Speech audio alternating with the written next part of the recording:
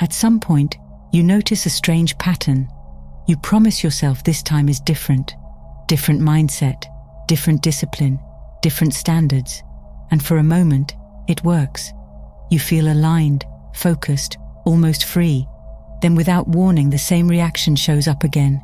Same habit, same emotional spiral, same quiet disappointment afterward. It's confusing because consciously, you know better.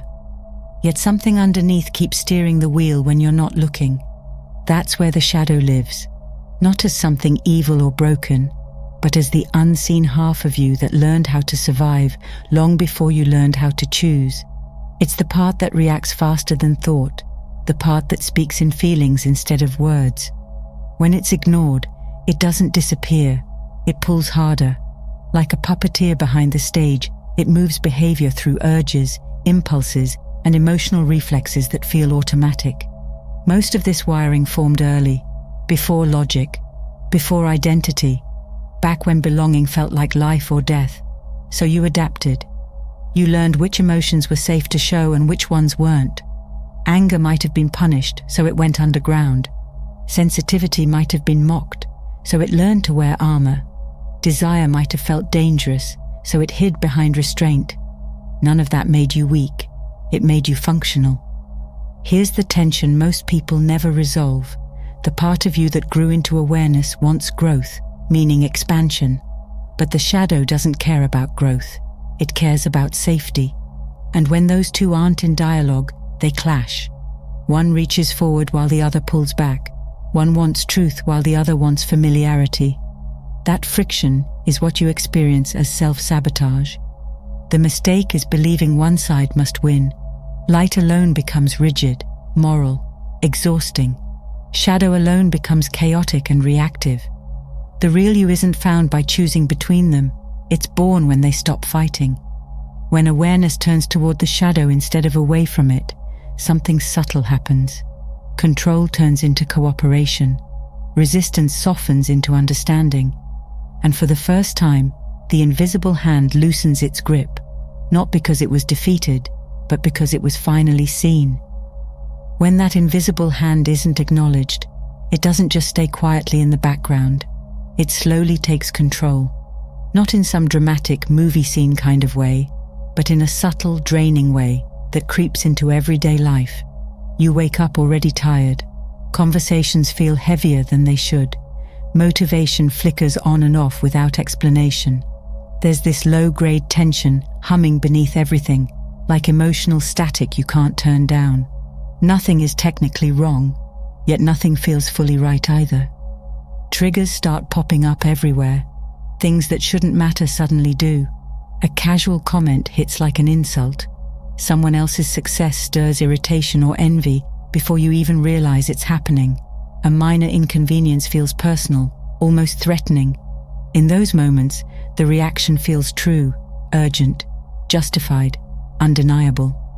The shadow speaks in feelings, not logic, and feelings have a way of convincing you they are reality. Only later, after the emotional wave has passed, does perspective return, and you wonder why it took over so fast. Then the patterns become impossible to ignore. Different people, same outcomes. Different environment, same frustrations.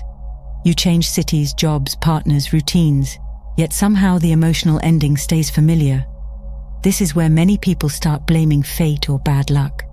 But the shadow doesn't operate on chance. It operates on memory. It recreates what it knows because familiarity feels safe, even when it hurts. Unknown peace can feel more dangerous than known pain, so the same lessons keep circling back, asking to be seen. To cope, the mind reaches for explanations. Labels feel comforting here. Stories form quickly. This is just my personality. This is my trauma. This is why things never work. They sound honest, even self-aware, but often they function like armor. They protect you from touching something raw underneath. Grief, anger, longing, fear. The shadow isn't asking for justification or diagnosis. It's asking for presence. It wants to be acknowledged, not explained away. Here's where the deeper tension shows up. Light without shadow becomes rigid, moralistic, exhausting.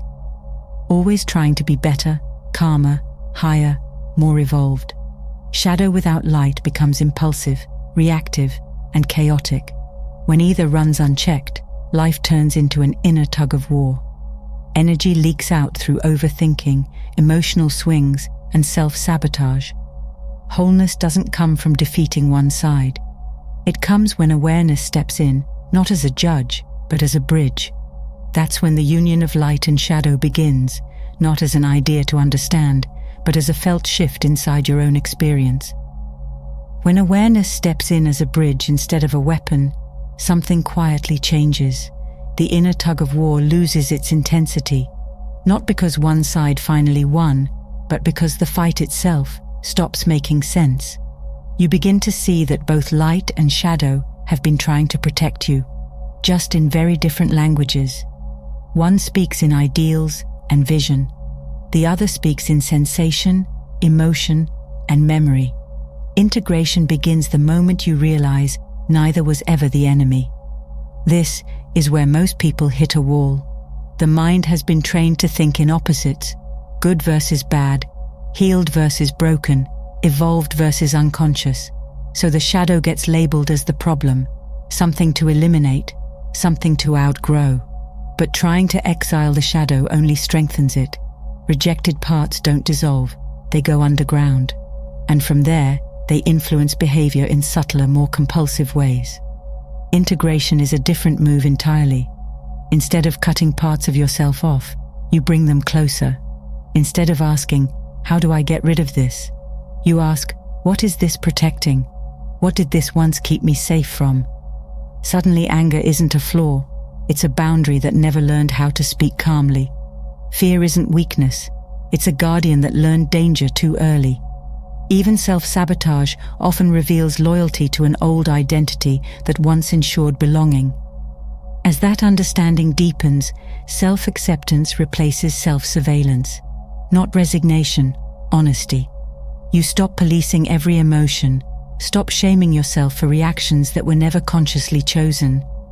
Guilt begins to loosen because guilt is about actions, and actions can change. Shame begins to dissolve because shame is about identity, and identity softens when compassion enters the room. The shadow loses its grip, not because it's suppressed, but because it's no longer fighting to be heard. With acceptance comes range, emotional range. You can feel anger without becoming it, sadness without drowning in it, envy without letting it poison your sense of self. Life opens back up into color instead of extremes. You stop trying to live only in the high vibrations and realize something deeper. Contrast gives meaning. Light only shines because shadow exists beside it. Without both, experience flattens and loses depth. Authenticity grows naturally here. Masks loosen. Energy that once went into hiding, controlling, and managing impressions comes back online. You show up more honestly, not perfectly, but truthfully. And as that happens, judgment toward others softens too. You recognize familiar wounds in unfamiliar faces. Criticism transforms into curiosity. Compassion replaces comparison, not because you're trying to be better, but because you're more whole. This is where personal power quietly returns. Old loops start breaking, not through force, but through choice. You act instead of react. You pause instead of explode. The shadow, once feared, becomes an ally, a source of intuition, creativity, and depth. Light brings clarity. Shadow brings substance. Together they form something real, not an image, not an identity, but a grounded, integrated self that no longer needs to fight itself to move forward. Once light and shadow stop fighting, something else becomes possible. Honest inquiry. Not the kind that's intellectual or performative, but the kind that lands in the body and makes you pause. Integration doesn't ask for more knowledge, it asks better questions. Questions that don't attack you, but gently pull the curtain back so you can see what's been running in the background all along. One of the first places to look is where energy spikes. Who irritates you more than they should? Whose success makes your eyes roll? Who feels cringe, fake, or somehow wrong to you? Those reactions are rarely about the other person. They're mirrors. Projections form when something inside you wants expression, but doesn't feel allowed. Instead of pushing the feeling away, the work is to turn toward it and ask, how am I that? Where does this live in me? That question stings, but it also frees. Another doorway opens when you step outside your own emotional fog. Imagine advising yourself the way you'd advise a close friend, stripped of justification, stripped of fear. What's the obvious move? What's the truth you already know but keep circling around? Distance creates clarity, and clarity is a form of compassion. It allows light to illuminate shadow without trying to erase it. Patterns offer another invitation. Feedback heard once can be dismissed. Heard repeatedly, it becomes a message.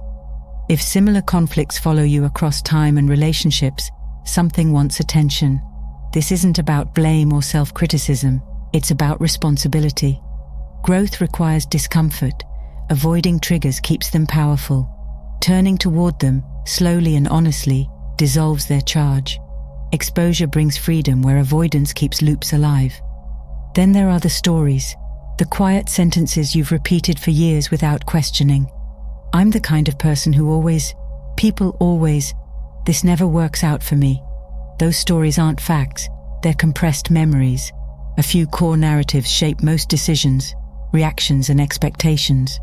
Finding them doesn't happen all at once. It unfolds over time, through awareness, reflection, and noticing when life keeps pushing the same buttons. And finally, the most revealing question of all, where are you hiding from being fully seen? Behind busyness, behind screens, behind substances, habits, distractions, or numbing routines. These aren't moral failures, they're protection strategies. But every place you hide is also a place where light hasn't yet met shadow. And that's the threshold. Because the moment you stop hiding, even just a little, integration deepens, and the real you steps forward. Not louder, not flashier, but unmistakably present.